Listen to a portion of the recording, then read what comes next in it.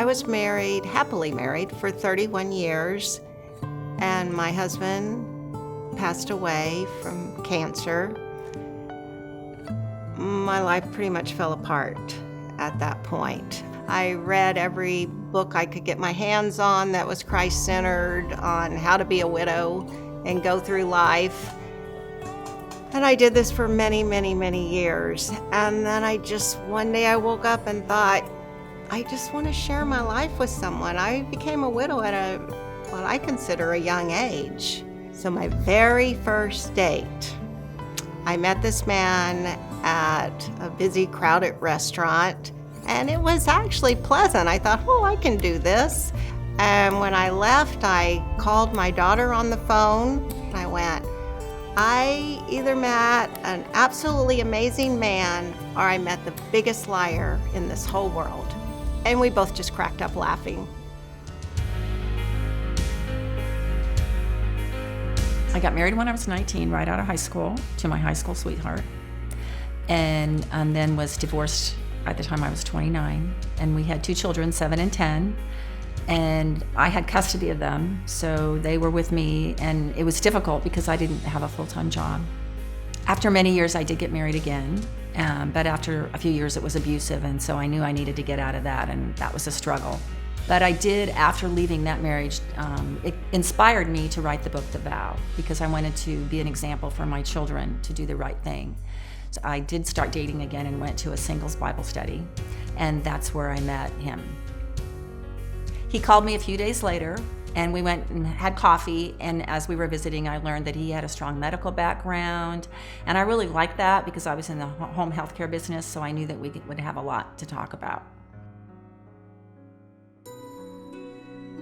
Being a Christian, I had to have a man that was a Christian. My husband was a Christian, and so he appeared to be a very strong Christian.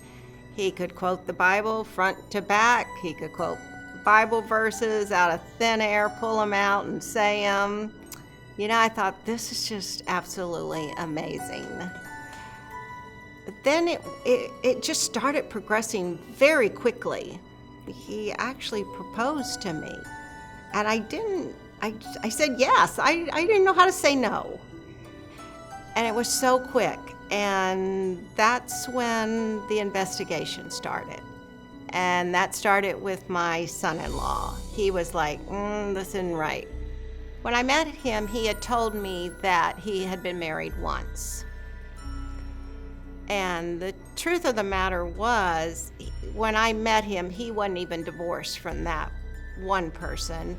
And he also found out that he had at least 4 other marriages.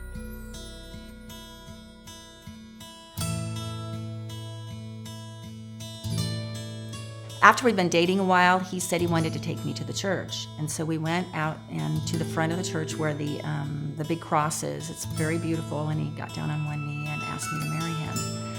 And I felt it was really rushed, but he said, don't worry about anything, I'll take care of everything. I have a friend that's a minister, and he can marry us. The wedding was very sweet. We had some family and friends there, and he cried at the ceremony. It was very emotional. But as soon as the ceremony was over and we went out to get in the car, he picked up the phone and he called his ex-wife. And that's when I knew that something was not right. Days after the wedding, he said he needed to go to work, and he got up, but he never came home. At the time, I really didn't know what to do, and so I finally contacted someone that had known him for a long time. And as soon as they called me back, they told me that I needed to go get an annulment immediately.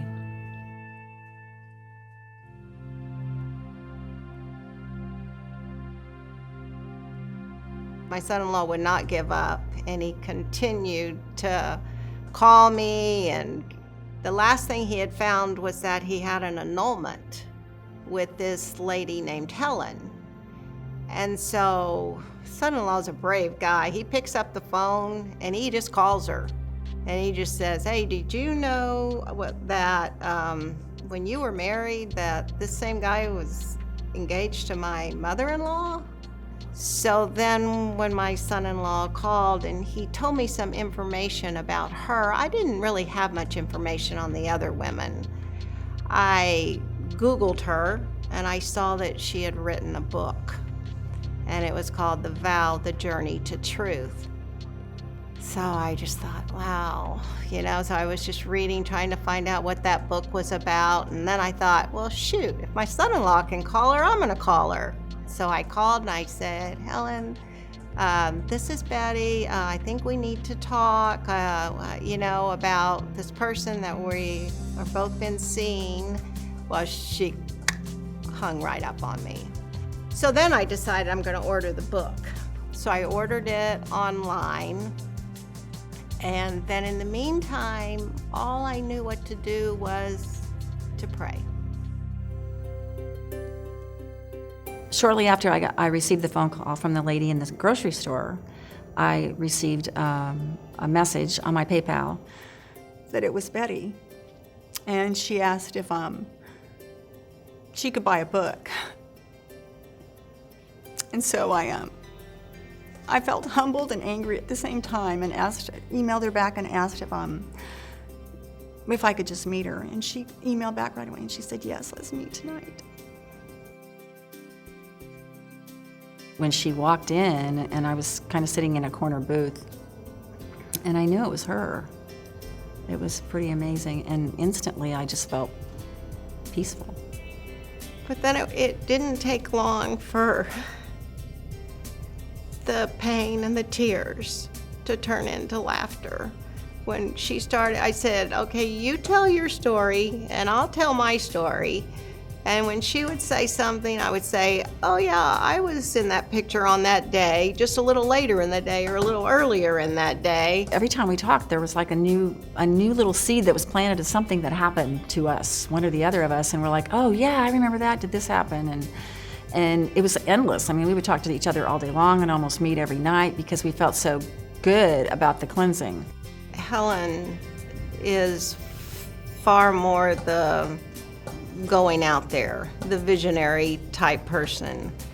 And so she was the one that would encourage both of us and say, we need to do something to help other women, Betty. Let's think of something that we can do. I just remember saying, Betty, I gotta go, I have an idea. I wanted to do a cross and put it on the heel of our shoe. But not calling it, H-E-E-L, calling it H-E-A-L, and giving God the glory because He brought us together for a reason.